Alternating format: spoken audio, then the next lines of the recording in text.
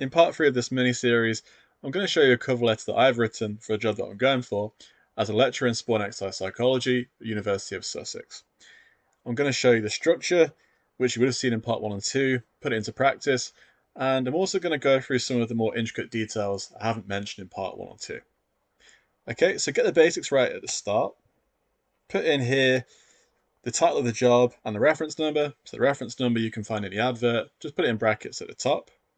Put the date, and then also below that when you start off, you can put something like Dear Sir, Madam, or to whom it may concern. It depends. If there is no clear name on the advert, something like that is fine. So now you've got the introduction paragraph. Now I went through this in part 1 and 2. You might say something like this at the start. You say something like, I might even put my name. I might say, my name is Chris Thompson. It's a great pleasure that I'm applying for this role at this place. You want to sum up yourself in the first couple of sentences after that. So I've put in here, I'm a lecturer in this, I work here, I recently completed my PhD in this topic at that place. And then towards the end, you just want to give a little bit here where you're just saying, well, why should you employ me? What is it about me that you should keep reading about me? So I've put here, over the past 11 years, I've built up these skills, this experience that fits the requirement of the role. Collectively, this is going to help your company for this reason. Something on those lines is a nice start to your first paragraph in a cover letter. Now, as a lecturer, there's different things they want, but the main areas are your teaching, your applied experience, and your research. So for me first, I'm going to speak about my teaching. Now, I won't go into huge detail about this to save time, but essentially what I've done is gone through the advert and looked at some of the things that they want. So they want something like module leadership, assisting in the open days, supervision for dissertations, etc., etc. So I need to make sure I'm very clear about that when I put that into my cover letter. I'm also going to speak about some of the things I'm interested in. So, for example, over here, I said, well, I'm really passionate about helping students, helping them find a placement, looking after their well-being where I can, and developing skills as well. CVs, cover letters, anyone that's watching this and knows me has heard this a million times. But these are the things I want to put across. One thing people struggle with in these letters is it's kind of seen as boasting about yourself, but you have to get used to selling yourself. You have to get used to being positive, using positive language about your accomplishments. So here I've been nominated for a couple of awards, things like that. Anything that you've achieved, put that in. And then, as I said earlier on in part 1 and 2, you have to find ways to link it back to the job. A lot of this so far is kind of like, well, yeah, I've done this, I've done that, it's what I'm interested in, but how is that going to help Sussex? So over here, you can see University of Sussex. So I've got the contacts, I've got all this experience, I'm going to put it into your company and help your students. If I just said I've done this, this, and this with no link to Sussex, it's not as strong.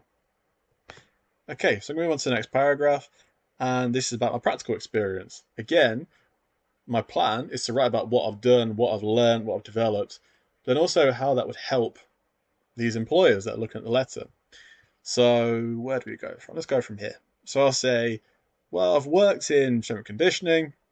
I've worked at different teams, Leicester Tigers, Dortmund, Hoffenheim, this sort of thing. Again, it comes across a bit boastful. I'm not trying to say I'm world class or I'm international level, but I'm saying here the people that I've worked with, player wise, are good quality. Yeah, a bit boastful. Again, I'm not a top athlete, but I work with some. So I'm going to put that in and say that. I'll be honest, I'll say I've struggled as a student, so I put that in here. With my practical experience, I've also failed a lot. Okay, maybe underselling myself a bit there, but I'm saying things like that. I can relate to students because I've had these issues that they're going through as well. Again, I'm going to put the University of Sussex within the sentences. So let's go from here. So collectively, I built up the skill set. It's going to help people at Sussex, going to help the students in their quest to become employable. When they graduate, want to get a job in sport. Those sort of things you want to say. Okay, so that's the practical experience. I'm going to go into the next part, which is research. Now, this job is a bit more teaching based. For anyone that's watching this, going for a lecturing job, it completely depends. I won't go into too much detail because I appreciate most of you watching this probably don't care for lecturing. But anyway, Research is something that they want, so I'm going to talk about that. Okay, so one thing universities want is to be international, to be well known. So I'm going to say, well, I'm really passionate about that.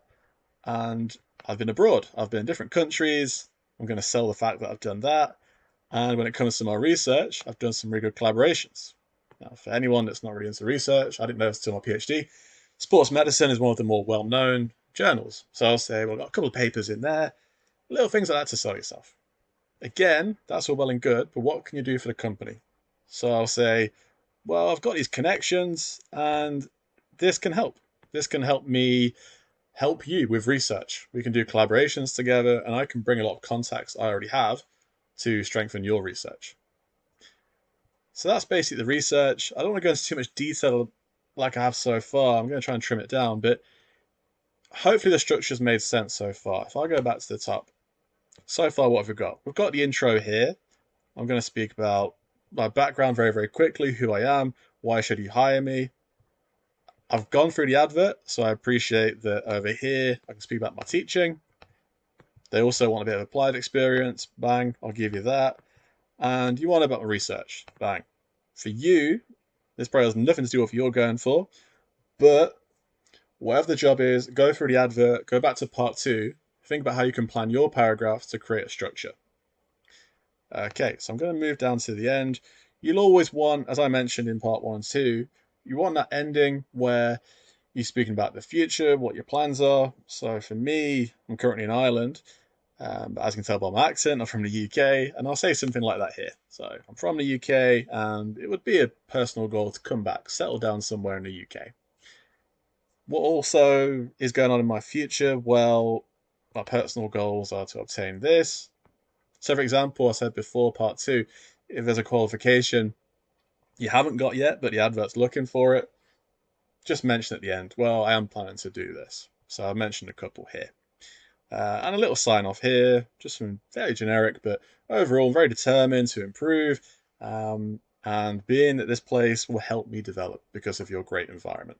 Something like that to finish off.